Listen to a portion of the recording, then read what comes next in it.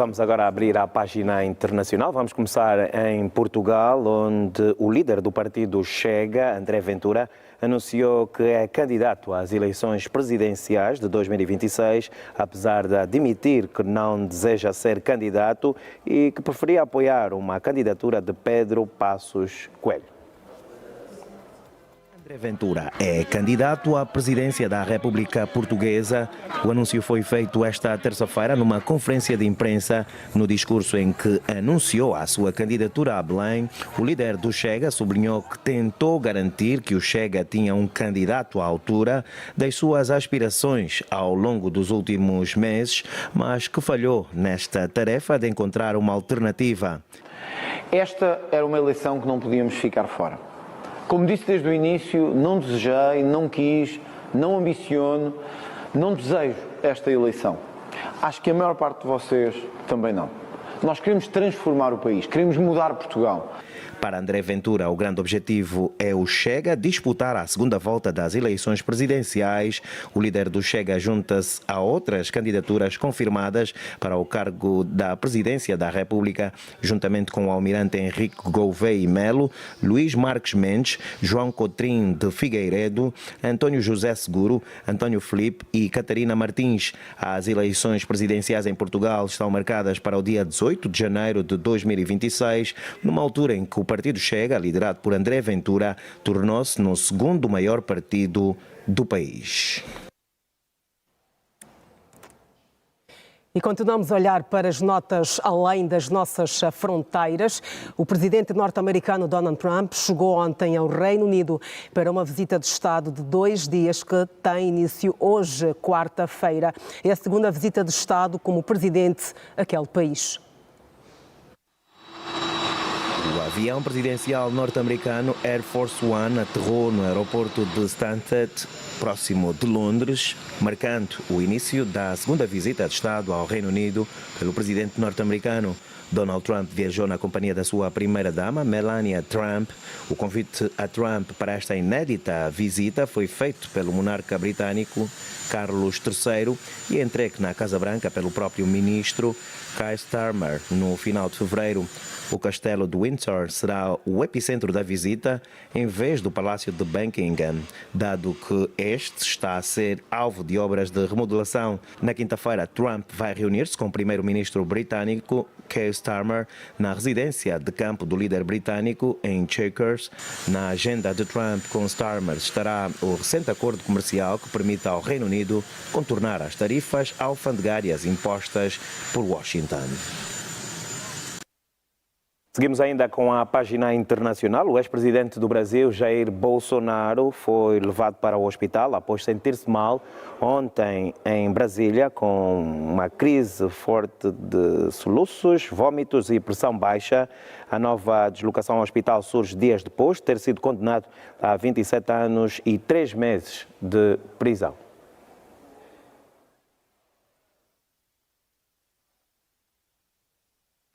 E vamos agora analisar os aspectos internacionais com Wellington Calazans, que está em Estocolmo. Wellington, bom dia, bem-vindo à Hora 10. Bom dia, Ivan. É um prazer estar aqui de volta. Bom dia a você assistindo a Hora 10. Vamos aos comentários. Vamos começar mesmo por esta última nota que dá conta da ida, uma vez mais, de Bolsonaro ao hospital. Wellington Calazans, será que este mal-estar de Bolsonaro tem a ver com a condenação?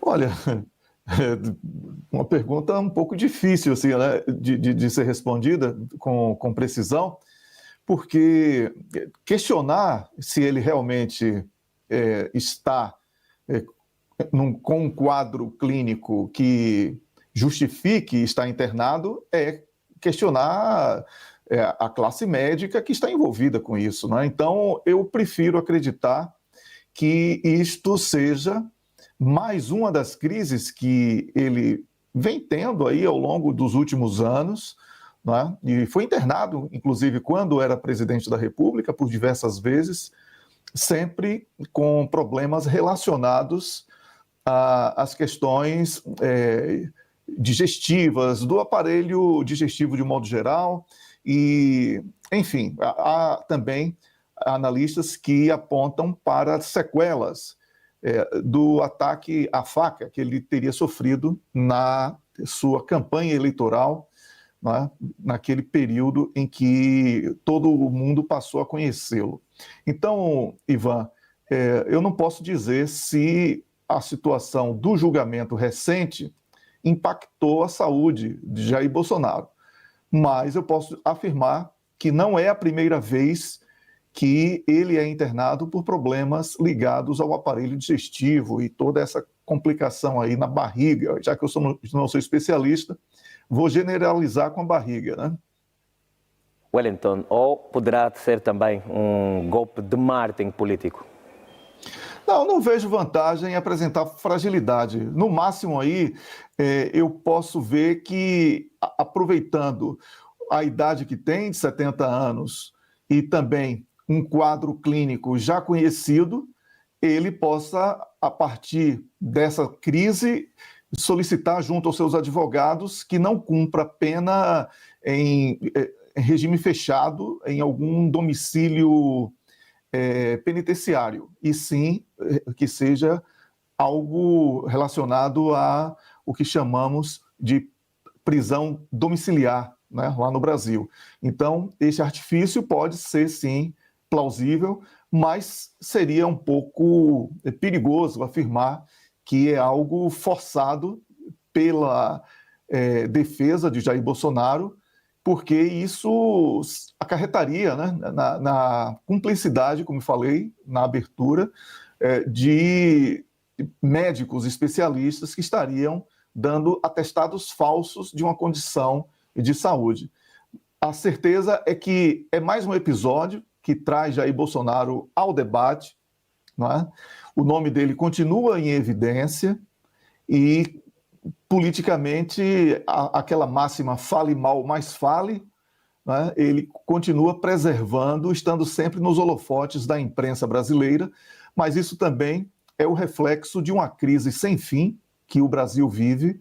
Desde que houve a redemocratização no Brasil, Ivan, tem sido frequentes as crises políticas envolvendo presidentes da República, incluindo impeachment e também condenações e até prisões, como no caso do Luiz Inácio Lula da Silva, que agora voltou a ser presidente, e essa situação, ela denuncia uma falência do sistema político brasileiro que carece de uma revisão imediata, de uma reforma profunda, para que os líderes não sejam tão débeis e vulneráveis a esse tipo de situação. Inclusive, também mais transparência para evitar que casos de corrupção e outros casos que acabaram por condenar ex-presidentes, eles sejam evitados. No caso de Jair Bolsonaro, a condenação se deu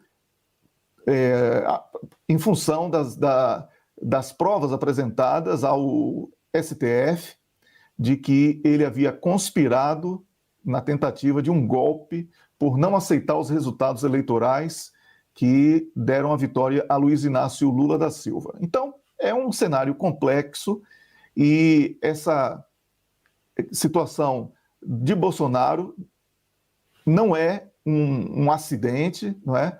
É um sistema preocupante de recorrentes problemas de saúde e que agora, por causa dessa dinâmica da rivalidade entre polos opostos no Brasil, na política, tudo passa a ser questionado, até mesmo a saúde de alguém. Então, tudo isso é muito preocupante. Wellington, e olhando agora para um outro assunto que também marca o destaque na imprensa internacional, a visita de Donald Trump ao Reino Unido pode significar a baixa das tarifas impostas por Washington? As tarifas, elas foram aplicadas e puniram muito mais os Estados Unidos e o povo norte-americano do que os países que foram tarifados, como temos visto, né, inclusive com reflexos na inflação dos Estados Unidos da América. Acredito que essa visita não seja exclusivamente para abordar esse tema das tarifas, já que Donald Trump não pode isolar os Estados Unidos, não é? E o Reino Unido é um parceiro histórico dos Estados Unidos, e por isso eu vejo que os temas que estão sendo divulgados para esta agenda da visita, eles são apenas entretenimento para a imprensa e para os povos, né, dos países envolvidos diretamente e para todos que querem ser informados sobre o verdadeiro motivo dessa visita. Mas, considerando que existe aí uma série de problemas envolvendo Estados Unidos e Reino Unido com Israel, com a situação na Ucrânia, né, com essa rivalidade direta com a Rússia por parte do Reino Unido e os Estados Unidos tentando contornar, a China como o próximo alvo de um eventual embate, não só diplomático, entre Estados Unidos, Reino Unido e China. Então, tudo isso compõe aí um leque de temas que não estão sendo muito levantados pela imprensa, mas que eu acredito que sejam muito mais a razão desta visita de Donald Trump ao Reino Unido do que meramente a questão das tarifas, que poderia ser resolvido numa videoconferência, num telefonema, não é? E que esse vai e vem de tarifas aplica, retira, estabelece um percentual, depois reduz, ameaça voltar com um percentual maior, enfim, isso tudo já conhecemos e sabemos que é um jogo psicológico de Donald Trump em relação aos países, inclusive parceiros. No entanto, a questão da guerra, Wellington, perdão, a questão da guerra entre a Ucrânia e a Rússia com certeza também estará na mesa. Sim, porque Donald Trump tem sido muito categórico ao afirmar que quem está sustentando essa guerra é a Europa. Porque ele disse que é uma guerra de Joe Biden e não dos Estados Unidos. E que a Europa mantém uma agenda levantada por Joe Biden e que ele não quer fazer parte. Ele deixa isso muito claro. Inclusive, Donald Trump, Ivan, deixou muito claro no depoimento recente que os países europeus deveriam abandonar a hipocrisia de comprar o petróleo e os derivados da Rússia através de intermediários, se realmente eles querem confrontar a Rússia, atingindo do ponto de vista econômico. Então, há aí uma série de fatores que têm sido omitidos sobre essa visita, que podem ser, sim, contemplados a partir de questionamentos como este seu sobre a Ucrânia. Mas não apenas isso, tem a situação de Israel, tem os distúrbios internos no Reino Unido, tem as ameaças de distúrbios dentro dos Estados Unidos da América, inclusive com intervenção de tropas federais em estados, o que tem gerado debates entre governadores e o próprio Donald Trump. Então, é um conjunto de questões e até mesmo o Japão, né, que historicamente sustentou a dívida norte-americana, que adotou de forma oficial um novo posicionamento, reduzindo a demanda por títulos do Tesouro norte-americano e forçando juros mais altos em um momento de trilhões de dólares em dívidas vencidas e inflação persistente nos Estados Unidos da América. Então, são muitos problemas que Donald Trump tem para tentar resolver nessa visita. Wellington, vamos continuar ainda na Europa, desta feita em Portugal, onde André Ventura, o líder do Chega, ontem anunciou a sua disposição para candidatar-se a presidente da República Portuguesa. Que análise pode ser feita esta decisão? Bem, a decisão é legítima, né? Ele tem o direito de querer ser o candidato à presidência da República pelo partido Chega. Não é? Agora, o que preocupa aqui é esse discurso de derrotar o sistema, não é? Porque não é uma ruptura com as estruturas de poder que ele vai querer promover, ele sabe que ele não tem força para isso, mas será um esforço para intensificar Alô? André Ventura tem chances de ganhar? Bem, eu primeiro gostaria de construir o pensamento para depois chegarmos a isso, né? Porque está longe das eleições e também não há um inquérito sobre isso, né? Ele ficou em terceiro lugar nas últimas eleições. O ambiente atual aqui na Europa, construído também com a ajuda da imprensa, é de promoção de um falso nacionalismo, né? E era aí que eu queria entrar na análise sobre essa questão do André Ventura como candidato. Porque ele diz que quer derrotar o sistema, mas as políticas que ele defende, historicamente, elas agravam o desequilíbrio socioeconômico e, para piorar, podem isolar Portugal no contexto internacional. Não é? Porque o discurso embalado por uma retórica antissistema, ele mascara uma agenda que, de acordo com o padrão já observado em outros países, como a Argentina, Brasil e os Estados Unidos também, esse padrão tenderá a substituir a prometida revolução por políticas de austeridade seletiva, preconceito institucionalizado e um nacionalismo de fachada que ameaça de maneira seletiva as relações diplomáticas fundamentais, especialmente com os países da comunidade de língua portuguesa, porque enquanto ele se comporta como um poodle, não é? Com outros países, especialmente da União Europeia e os Estados Unidos, ele quer ser o durão contra os países da CPLP, que são muito mais estratégicos para Portugal nesse momento. Então, Ventura afirmou que não desejei ser candidato, mas que o sistema sempre quis uma candidatura fraca do Chega.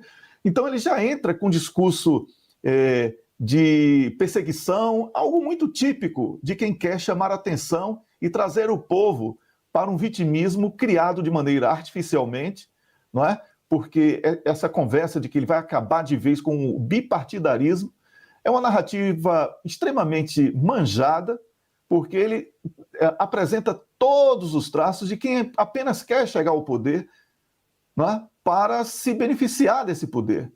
Então, para citar aqui alguns exemplos do que é que pode ser o Ventura à frente do governo de Portugal, à frente da presidência de Portugal, eu cito Milei na Argentina, Bolsonaro no Brasil e Donald Trump, não é? Que se apresentavam como antissistema, mas quando chegaram ao poder implementaram políticas que, longe de romper com estruturas opressivas, aprofundaram a discrepância entre ricos e pobres e legitimaram preconceitos historicamente marginalizados. Então, Ivan, é mais do mesmo. O Ventura é como diria na música angolana, um boca azul. Wellington Calazans, eu vou agradecer a disponibilidade para a análise destes três temas elencados. De resto, o Wellington vai estar sempre conosco às quartas-feiras aqui no Hora 10, edição matinal. Wellington, a partir da Suécia, muito bom dia e continuação de uma ótima quarta-feira. Eu que agradeço a você, ao nosso público, né? E também a colega Kátia João, que não falou comigo, mas que eu desejo bom trabalho. Um grande abraço e até a próxima quarta-feira aqui, mas no sábado eu estarei às 18 horas no Conexão Angola. Até lá. Até lá, Wellington Calazans, a partir de Estocolmo, na Suécia.